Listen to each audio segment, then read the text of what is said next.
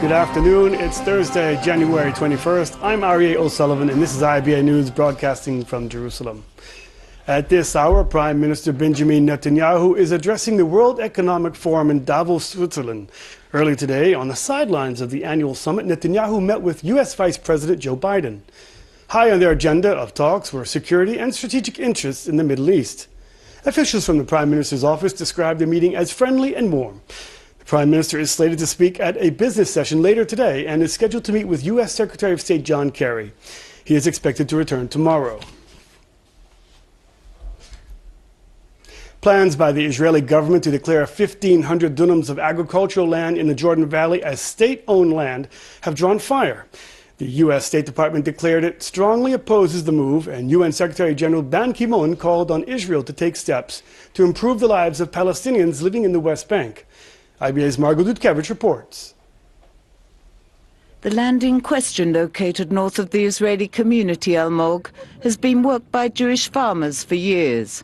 Prime Minister Benjamin Netanyahu and Defense Minister Moshe Ya'alon have already ratified the plan, which is expected to be finalized in the coming weeks, and the status of the land changed. News of the land reclassification made headlines in Israel as Prime Minister Netanyahu arrived in Davos to attend the World Economic Forum, and where he is scheduled to meet with U.S. Secretary of State John Kerry and Vice President Joe Biden. As expected, the move has drawn the wrath of the State Department, who harshly criticized what it called Israel's illegal settlement expansion. I don't know if it's a pattern. I feel as though I sound like a broken record, but we strongly oppose any steps that could accelerate settlement expansion, and we believe they're fundamentally incompatible with a two-state solution and call into question, frankly, the Israeli government's commitment to a two-state solution. Palestinian negotiator Saeb Erekat said the Palestinian Authority intends to file a complaint with the United Nations Security Council over what he called Israel's settlement expansion. We are contacting the international community, the Americans, the Europeans, others in the international community. We're consulting with them because I think we should go to the Security Council with a resolution only and solely for the colonial settlement enterprise. That's what we need to do, and we hope that those who tell us not to go to the Security Council to tell us. If we can tell us, we ask you to stop settlements, you ask them to stop settlements, they're not listening to you. While the Prime Minister's office and Defense Ministry had no comment on the matter, the Peace Now movement said Netanyahu's carried out more land appropriations during his time of office than any previous Israeli government. Unlike previous governments, this government is allowing the expropriation of more lands in the West Bank to expand the settlements. We see this policy as a catastrophe that is meant to destroy the possibility for a two-state solution and to de facto annex Area C to Israel. However, attorney and chairman of the Legal Forum for the Land of Israel insists the entire dispute has been blown out of all proportion. Basically, we're talking about a storm in a teacup because there's no annexation of property.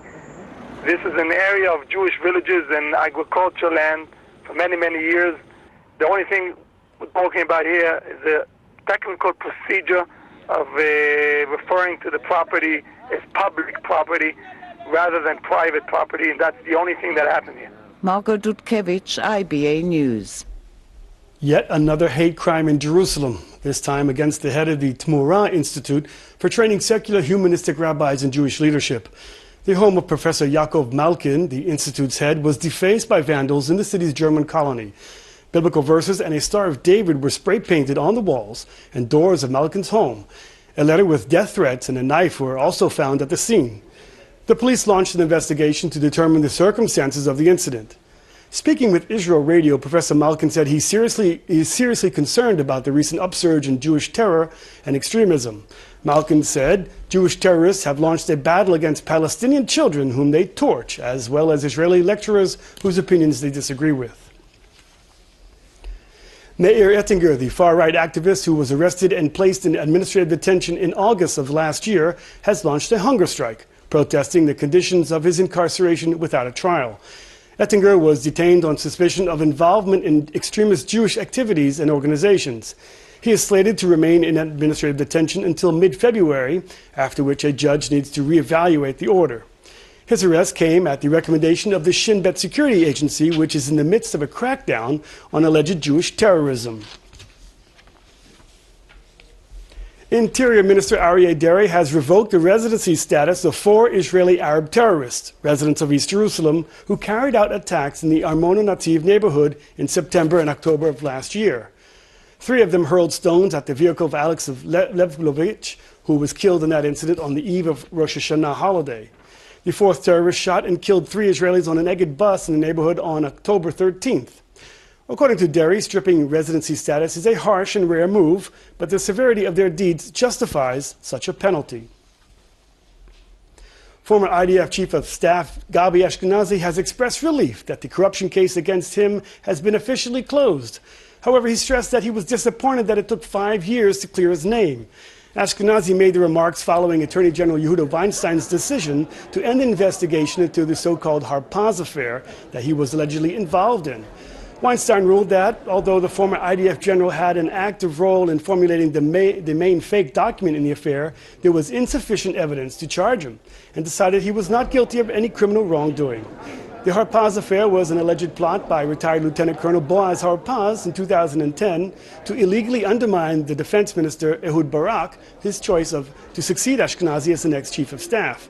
It was regarded as a part of a prolonged battle between Barak and Ashkenazi that involved the 2 sides allegedly spying on each other.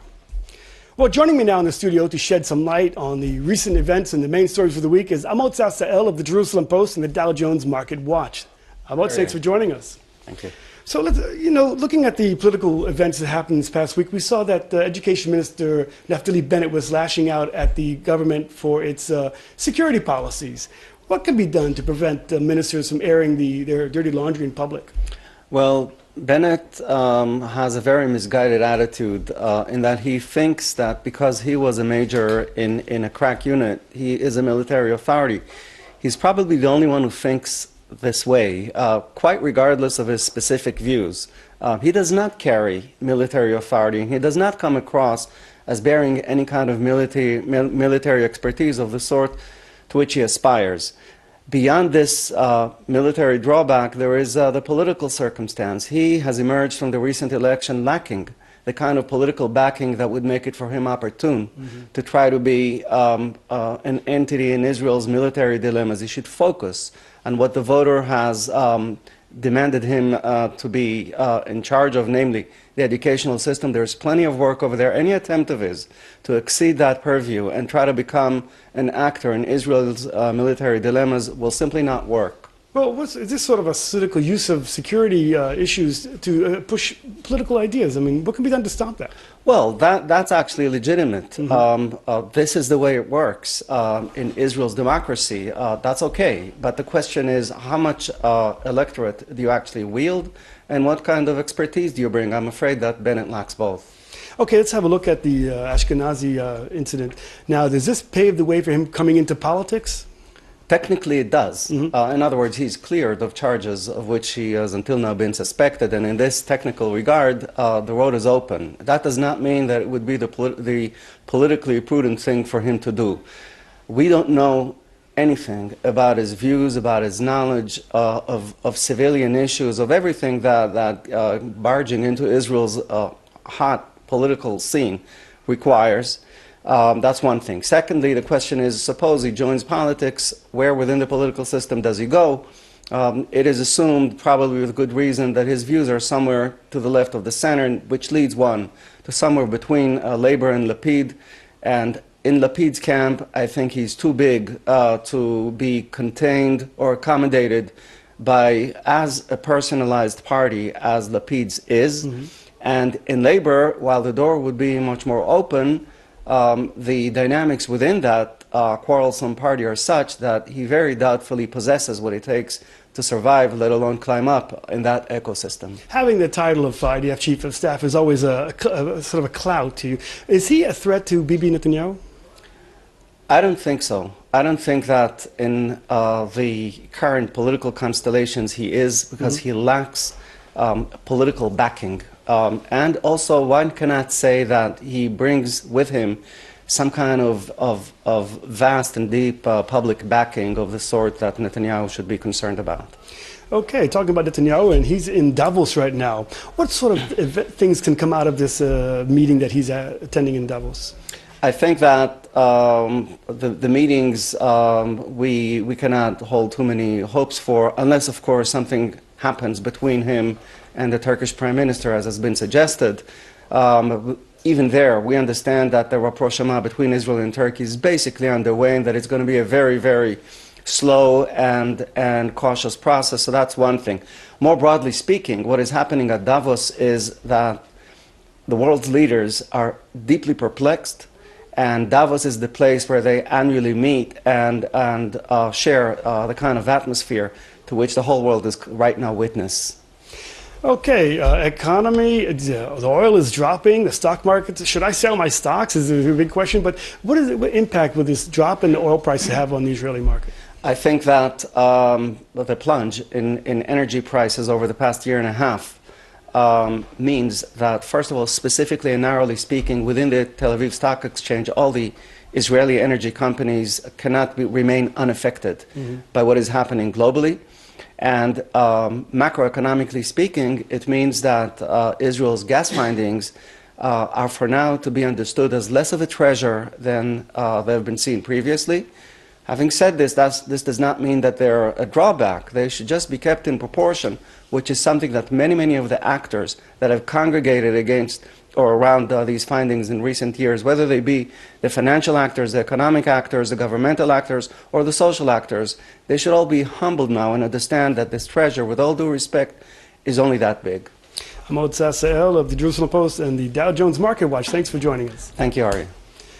Ezra Nawi has been named as the left-wing activist arrested by police on December 11th at Ben Gurion Airport while allegedly attempting to flee the country.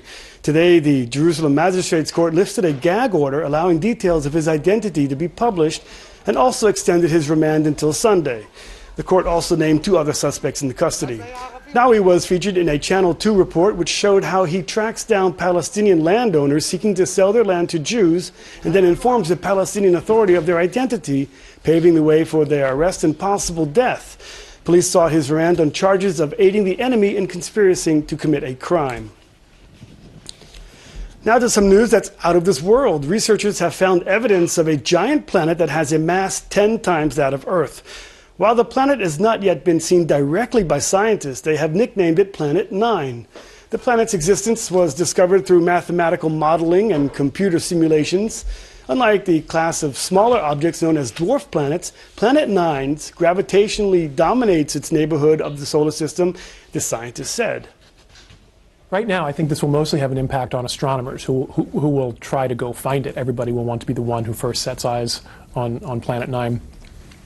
What's really going to be exciting is when it's seen, and that's when it'll go from a really compelling theory to absolutely true, and that will change astronomy textbooks, children's books, but it'll change even things like my daughter's lunchbox, which has the planets on it. You know, everything in our culture has these planetary images, and they'll have to add one more.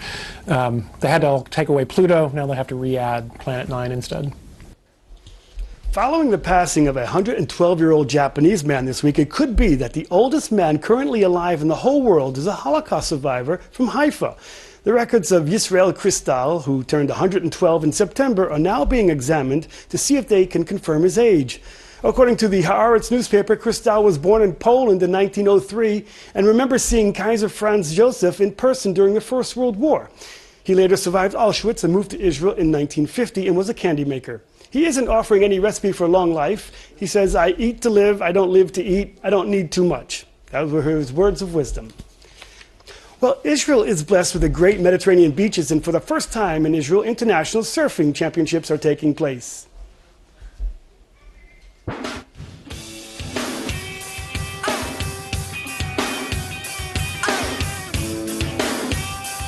Surf's up at the Kontiki Beach in Netanya, where surfers from all waves of life and all over the world are competing in the opening leg of the World Surf League's European qualifying series. Among the 34 participants, who come from France, Costa Rica, Spain, Australia, and Brazil, are some of the world's top surfers, all of whom came to get a first-hand feel of the country's waves. It was pretty tricky, but if you got the good one, you can get through for sure. So just be positive, and yeah, that's it. This is the world's fifth-ranking youth surfer who came all the way from Tahiti to ride the waves off the coast of Netanya.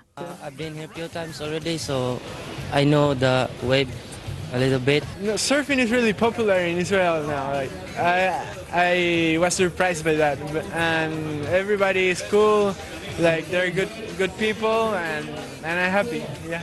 Israel can't boast the mega waves like in the Pacific, but the turbulent, punchy little peaks up and down the pristine beach allowed for some progressive maneuvers from both international surfers and locals alike. Scores of spectators turned out to cheer the surfers on, and the hope is that the competition will put Netanya on the global surfers map of destinations. The stock exchange were up in a day of moderate trading, and the shekel also gained strength against major foreign currencies. Here are the late afternoon numbers.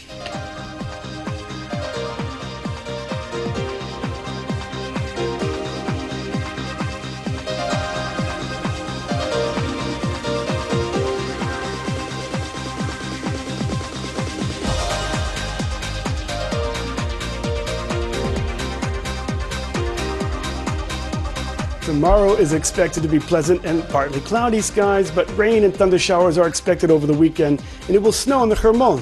There are also flood warnings for the Judean desert, and temperatures will drop. Here are the expected highs and lows at home and abroad for the next 24 hours.